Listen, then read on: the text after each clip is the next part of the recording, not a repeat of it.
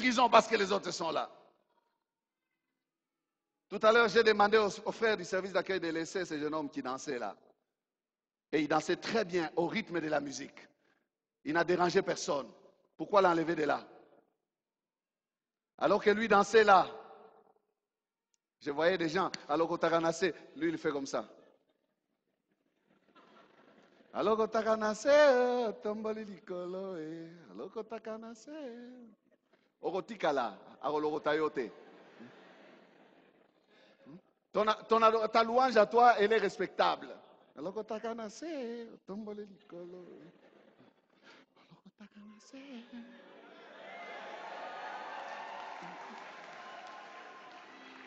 Non, tu ne veux pas faire ça, toi. Orosukawa. Mais celui-là qui descend là comme ça, Dieu va aller le chercher là. Et Dieu va l'amener plus haut, plus haut, plus haut, plus haut. Frère, danse et danse encore. Ils ne sont pas dans une chambre froide ici. Où les gens sont respectables. Osana posa ko beta bashit dit. Yahweh Sala na Yahweh. Et on danse. Quand on vole, bien-aimé, dans les hauteurs de la présence de Dieu, on ne se préoccupe pas de l'atmosphère ambiante. On est dans une autre atmosphère, on est dans une atmosphère spirituelle. Spirituelle. On n'a pas besoin de vérifier, la sœur, qu'est-ce qu'elle va penser de moi. Non, non. Qu'est-ce que le frère va penser de moi? Non. Tout n'est que question d'altitude. À quel niveau est-ce que tu voles? Voilà le problème. Niveau 0, ou bien tu es en train de monter. Dans la présence de Dieu, il faut parvenir à monter, frère. Amen. Ne pas rester là, indifférent. Non. Nous refusons cette louange du niveau 0, où l'homme se contrôle et il contrôle son environnement. Il veille sur ce qu'il est, il veille sur son accoutrement, il veille sur sa façon de se tenir. Non, non, non. Nous refusons cela. Nous voulons être libres. Amen.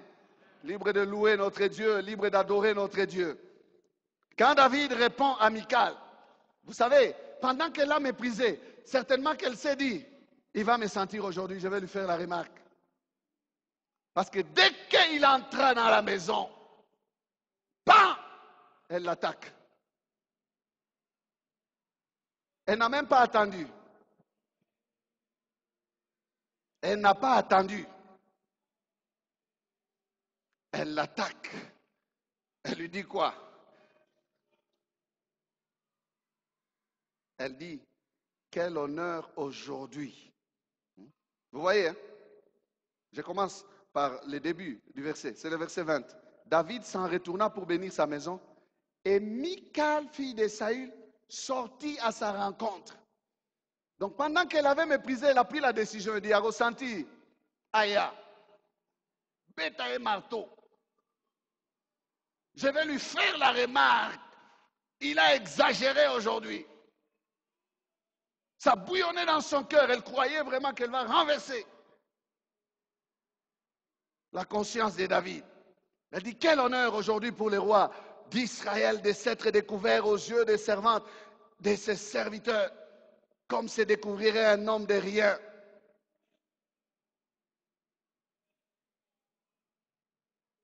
Vous savez, David, c'est un homme spirituel. Hein? Pour quelqu'un d'autre, il va trouver que ce n'est pas une parole blessante. Quelqu'un d'autre va dire, bon, il n'y a pas grand-chose. Non, David a entendu très bien. Parce que David était conscient de ce qu'il a fait pour que l'âge rentre. Certainement qu'il avait dansé comme il n'avait pas encore dansé. Parce qu'il dansait de toutes ses forces. Ah, tu as vu la danse là? Ça t'a choqué? David répondit à Michal, c'est devant l'Éternel qui m'a choisi de préférence à ton père, et à toute sa maison pour m'établir chef sur le peuple de l'Éternel, sur Israël. C'est devant l'Éternel que j'ai dansé. Je veux paraître encore plus vil que cela. Donc, je vais devenir encore méprisable et m'abaisser encore à mes propres yeux. Néanmoins, je serai en honneur auprès des servantes dont tu parles. Amen. Quelle réponse! Une réponse spirituelle. Une réponse qui défend la doctrine. Une réponse qui se penche du côté de l'Éternel plutôt que du côté des honneurs humains. Plutôt que du côté de la chair, de ceux qui veulent sauver les apparences, entretenir les cultes des apparences, que les autres me jugent positivement, alors que, non, David se penche du côté de Dieu. David dit deux choses ici qui sont intéressantes. La première chose, il parle de devant l'Éternel. J'ai dansé devant l'Éternel. Donc, David est conscient de la présence de Dieu. Amen. Il est conscient de la présence de Dieu. Et la deuxième chose, David lui parle justement de l'honneur. David parle du brisement. Deuxième chose, c'est brisement ou honneur des servantes. Le brisement ou l'honneur des servantes. Qu'est-ce qu'il me faut choisir? Première chose, la présence de Dieu. Deuxième chose, le brisement ou l'honneur des servantes. La troisième chose que j'ajouterai, c'est pour conclure, ça sera juste le sort réservé à Michal. C'est au verset 23. Le verset 23 a dit, « Or Michal, fille de Saül, n'eut point d'enfant jusqu'au jour de sa mort. » Ça sera la troisième chose. Examinons ces trois choses. La première, la présence de Dieu. Tout dépend de notre prise de conscience que nous sommes devant l'Éternel. Bien souvent, nos attitudes dans l'Église dépendent de cela. Si je ressens la présence de Dieu, je décolle. Mais si je ne ressens pas la présence de Dieu, je passe mon temps à regarder à gauche et à droite. Vous savez qu'à l'Église, il y a des gens, et c'est dommage, au lieu d'avoir la conscience de la présence de Dieu, non, et ils ont plus conscience des vêtements que les autres ont portés. On passe le temps à regarder les modèles des mamans telles, la coupe des cheveux des mamans telles. On vérifie. Et ce qui est grave, la présence de Dieu ne marque pas la personne. Comme la coiffure l'a marqué, à la fin du culte, elle se précipitera pour chercher à s'approcher. Parce que c'est tout ce qu'elle a été. C'est tout ce qui l'a affecté dans la présence de Dieu. Il faut arrêter de telles attitudes, frère. Tout dépend de la prise de conscience qu'on est dans la présence de Dieu. Bien-aimés, lorsque nous sommes là, nous sommes dans sa présence. Amen. 1 Pierre 2, versets 3 à 4, il est dit, si vous avez goûté que le Seigneur est bon, approchez-vous de lui, pierre vivante, rejetée par les hommes, mais choisie et précieuse devant Dieu. Amen. Si vous avez fait quoi? Si vous avez goûté que le Seigneur est bon. Et quel est le conseil que Pierre nous dit? C'est le Saint-Esprit, bien sûr. Il dit, si nous avons goûté, qu'est-ce que nous allons faire? Rester distants? Non. Approchez-vous de Dieu. Approchez-vous de lui. Tout dépend de si vous avez goûté.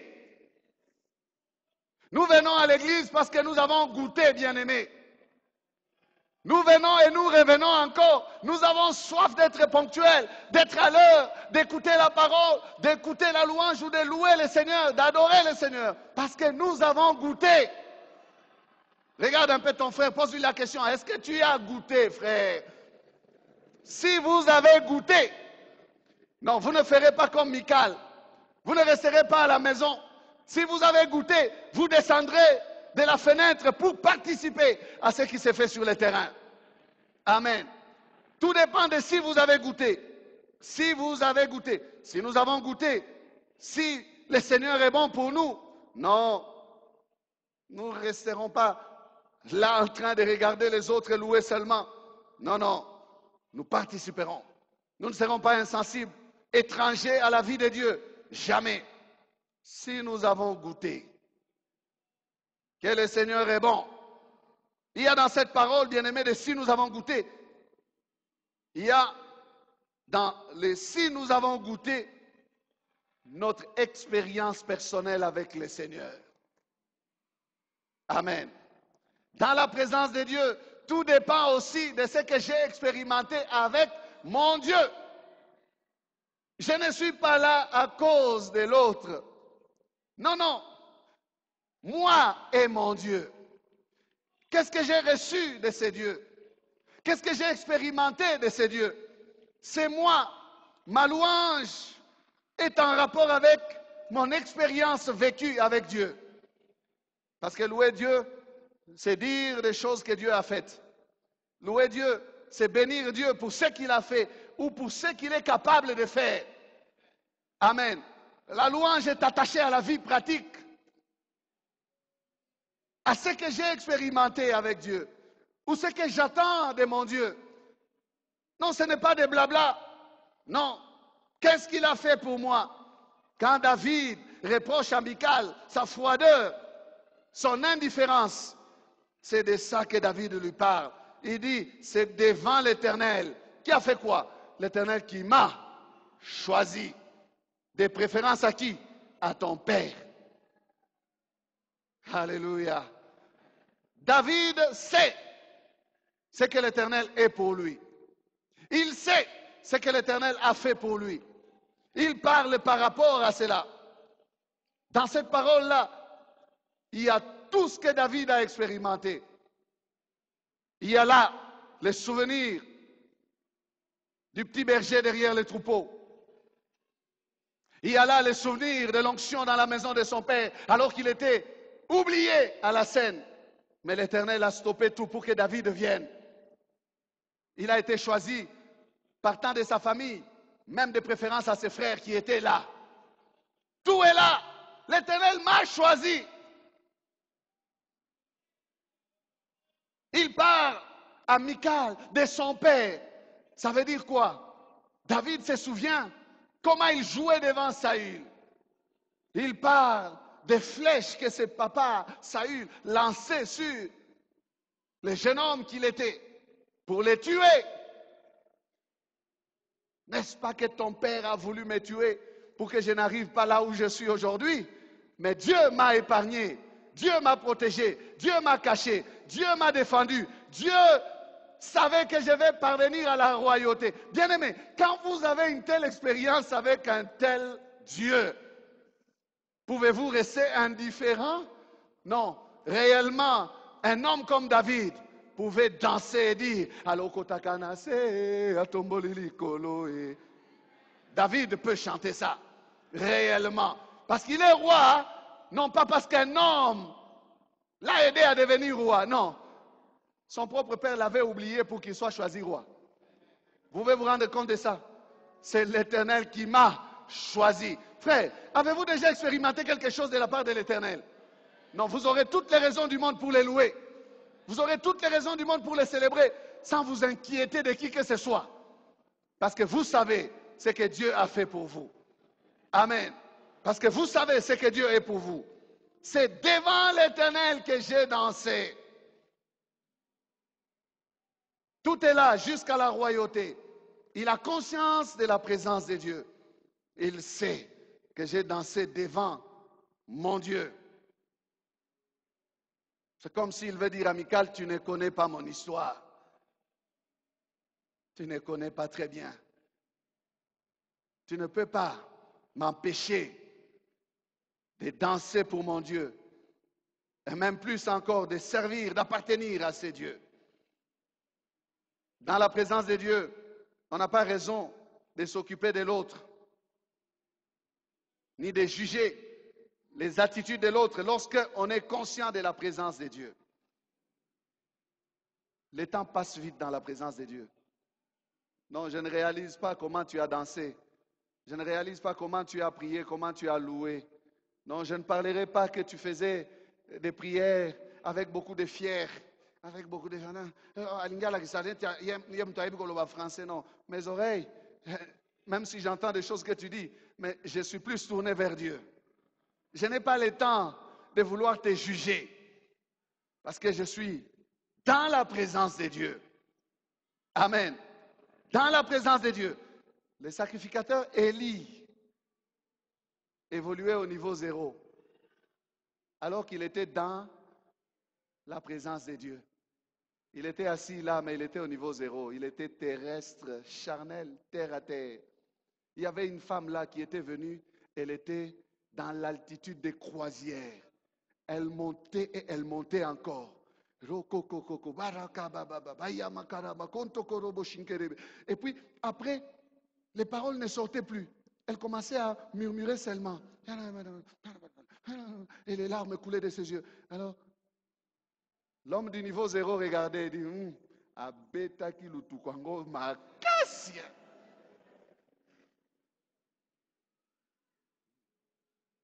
Talabasio. Pakemela. Cause sacrificateur, ça passe. Qui des deux a raison, qui a tort? Les sacrificateurs a tort. Il ne monte pas. Il est là en pleine prière, mais il est en train de vérifier les bilongi abasi. Ta mwasokun, ta matamana, ta okun, ta misunae, ta okun, ta mabun, ta lo. Oh, mamoyo, oh. Il était charnel. Quand vous lisez la réponse d'Anne, nous lisons ces choses rapidement. Quand vous lisez la réponse d'Anne, une réponse spirituelle, alors que le sacrificateur est charnel. 1 Samuel, chapitre 1er, versets 12 à 15. Comme elle restait longtemps en prière devant l'Éternel, soulignez ça, devant l'Éternel, dans la présence de Dieu. Élie observa sa bouche. Anne parlait dans son cœur et ne faisait que remuer les lèvres, mais on n'entendait point sa voix. Élie pensa qu'elle était ivre. Élie pensa qu'elle était ivre. Écoute, arrête de penser que. Ce que tu penses n'est pas certainement vrai. Ce n'est pas vrai ce que tu penses de moi. Regarde-le encore, dis-lui, ce que tu penses là n'est pas vrai. Ce que tu penses de moi là, ce n'est pas ça. Cette femme va lui dire, elle lui dit, Anne dit à Élie, verset 15, non mon Seigneur, je suis une femme qui souffre en son cœur et je n'ai bu ni vin ni boisson enivrante, mais j'ai répandu mon âme devant l'Éternel. Ah, j'aime ça. Boisson, je ne connais pas. Le vin, ça n'a jamais traversé ses lèvres.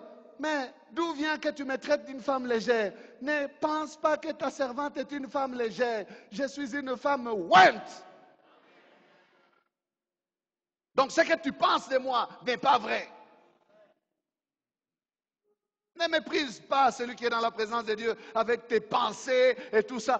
Des fois, les gens s'arrogent la supériorité sur les autres et ils prennent les bics rouges ou les stylos rouges pour coter la spiritualité de ceux-là. Ils pensent que non, et ils sont plus spirituels que... Elle ne prie pas, elle est là en train de regarder. Pourtant, elle prie même mieux que toi qui cotes. Ne me juge pas. Je suis dans la présence de Dieu. En fait, ici, bien-aimé, lorsque quelqu'un a conscience de la présence de Dieu, c'est comme s'il a maintenant cette liberté de faire tout ce qu'il veut de son Dieu. Amen. Alors celui qui l'observe peut trouver comme s'il est en train de faire des actes de folie. Non, ne me juge pas. Je sais ce que je fais avec mon Dieu. Quelle réponse que Anne a donnée? Moi, je répands mon âme devant l'Éternel. Toi, tu me parles de vin et de boissons enivrantes. Peut-être que tu goûtes à ces choses-là. Je ne connais pas ça.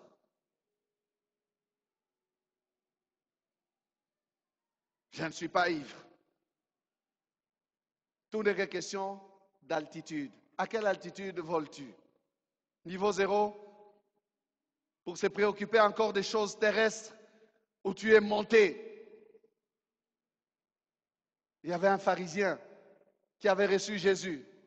Il a reçu Jésus, mais il est resté au niveau 0.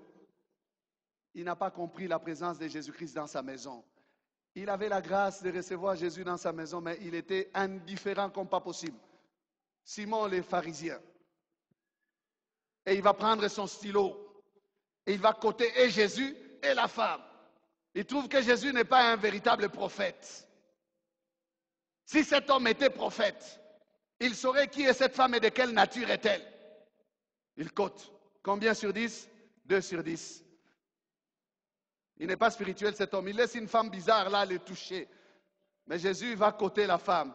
Il dit, Simon, tu vois, cette femme-là, elle a beaucoup aimé parce qu'on lui a beaucoup plus pardonné. Simon, toi tu es au niveau 0, elle est en train de voler dans l'altitude des croisières. Elle m'a adoré. C'est que